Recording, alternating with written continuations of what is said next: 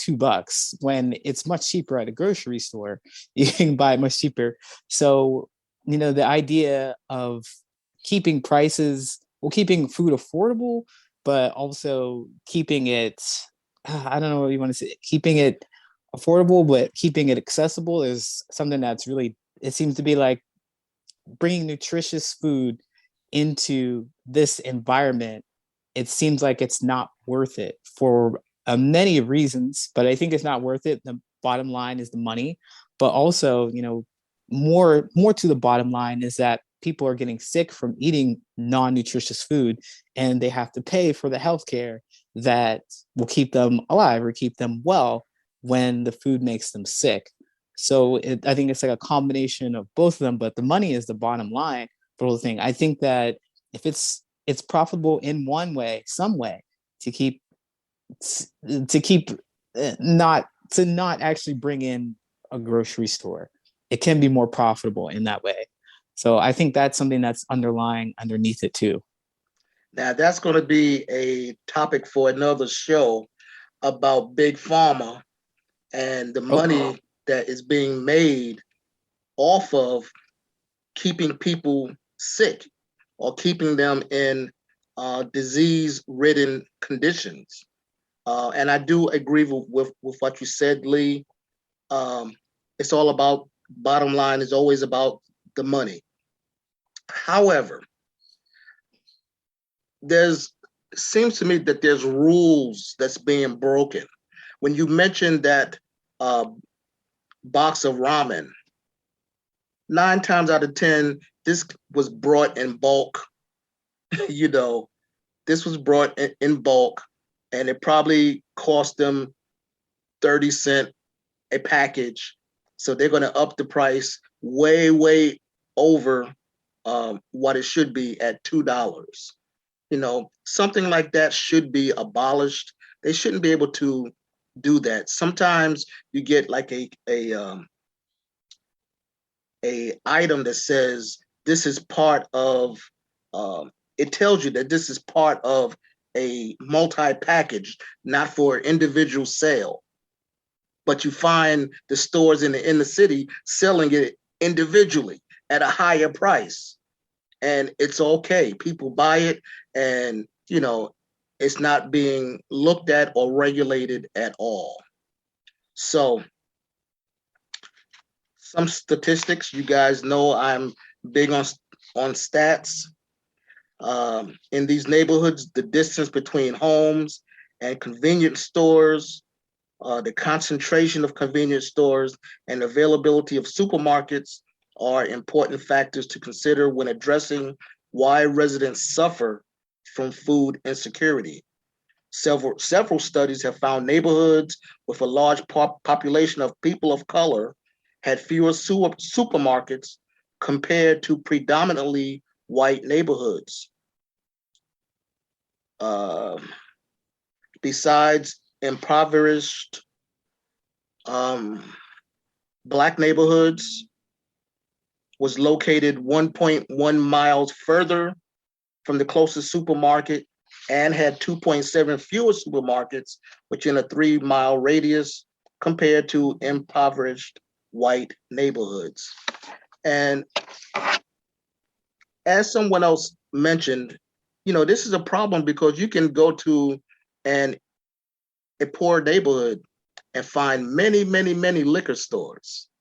Almost at every corner, there's a liquor store. When I lived on the west side of Chicago, they were everywhere. And when I lived in Oak Park, there was maybe one or two, and you had to, really travel. And there were certain hours of the day that was open, and so on and so forth. So why? What? Okay, everybody likes to imbibe, right? I'm sure if there was more liquor stores in, let's say, a more predominantly um, wealthier neighborhood, they would get business. They would get business. It could be something like a Benny's.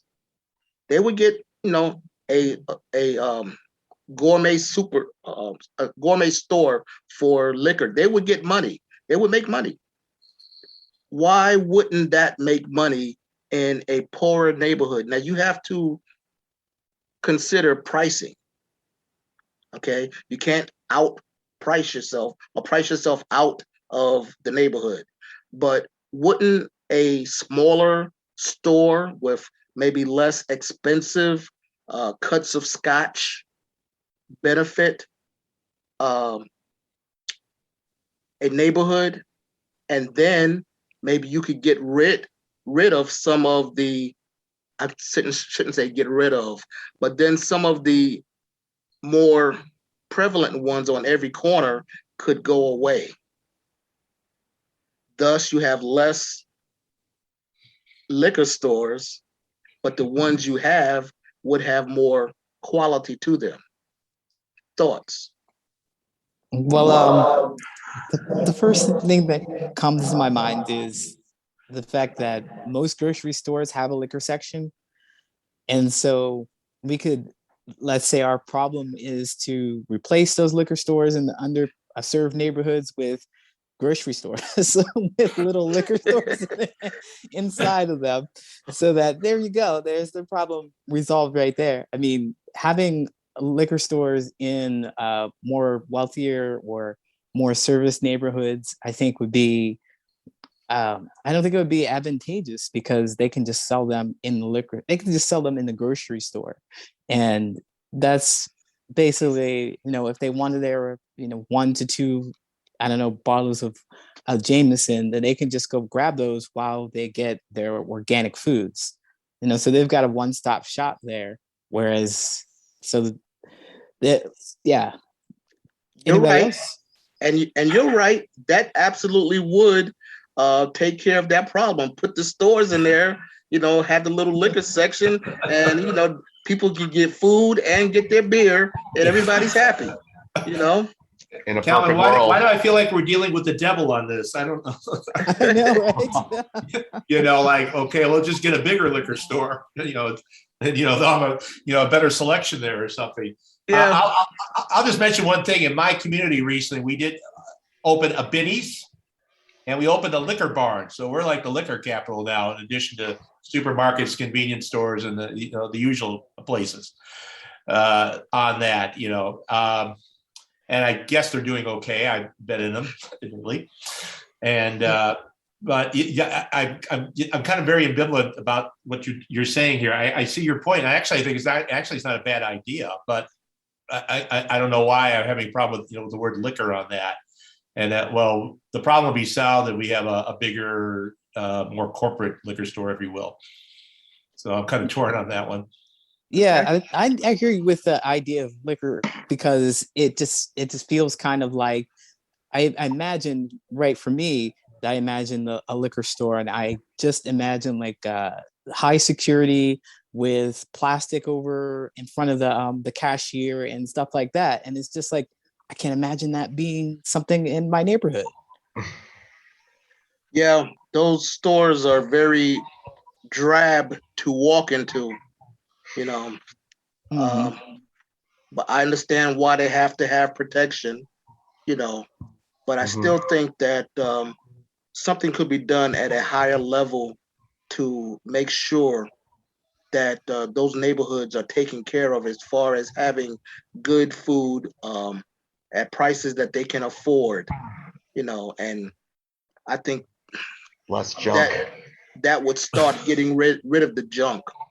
I mean, if you think about Black neighborhoods, this stat is from Detroit, I believe, had 2.4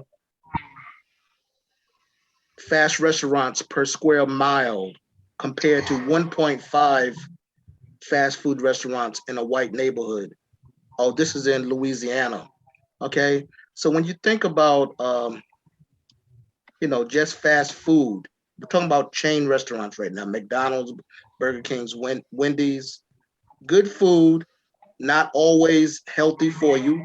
They have started with the healthy menu and all, but they still push that value menu where you can get a whole sack of crap, a whole sack of grease for $5, whereas as compared to a white neighborhood, they'll only have like 1.5 stores per square mile. That's a big difference of availability. So let's change gears for a second and talk about, especially like on the West Coast, where a lot of our produce is grown, and they have issues with climate change that's affecting the crops and all. Those people that actually work the fields and all, they don't have any say as to how that severe impact of climate change is impacting their communities. For example, low income communities of colors, and other vulnerable populations, they experience a disproportionately severe impact of climate change as compared to other communities. Why is that? Basically because they don't have any say about how things are being grown. We know climate change is a big problem. They're working on it, but it's getting worse. So how do people that depend on working and growing food, how do they get justice when the climate is stopping this from happening? Thoughts? It's interesting you brought this up. I was just reading about this before we went on the air because like you said, environmental justice covers a lot of areas. It's not just one simple area. And they mentioned, what I read was that one group that's affected are people who work in the fields, like you mentioned there. And of course, part of the reason of that is, of course, that insecticides and other chemicals are used in those fields to grow crops, and that the people working in those fields can be affected by it. And I forgot about that. There's been, of course, a lot of history on that in the past as well, which we won't get into here on that. Beyond that, there's some things that have to be done there. I don't have specific answers on that. But the use of that, the rights of the workers in those areas, as well as their families, need to be attended to as well. All right, thank you, Charles. I think that maybe educating those leaders in that area to understand that they can speak up about certain things. They can get together certain boards, make sure that they're in on the planning. Right now, they're being left out. When you talk about diversity, they're not being invited to the table to talk about how things are going to happen.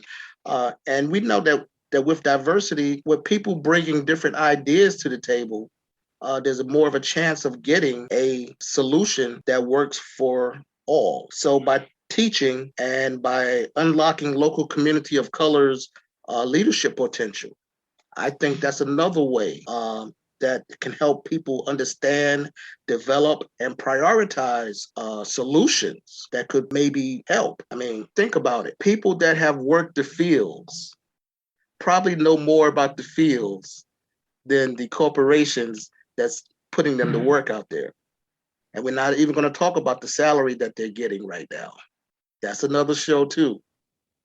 But what if you started listening to them and getting their opinions and advice and thoughts about how to grow different things in different environments?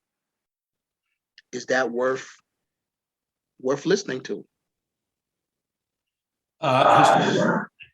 Historically, that's been done by unionizing out there. There's been a long history of that as well out there. I mean, go back decades on that. Unions, as you know, are not as strong as they used to be, that they were 40, 50 years ago. And so the workers are underserved there. True that. Let me ask you a question about, now we should know that there's a lot of food in this country that's still being wasted, thrown away. It's ended up in landfills.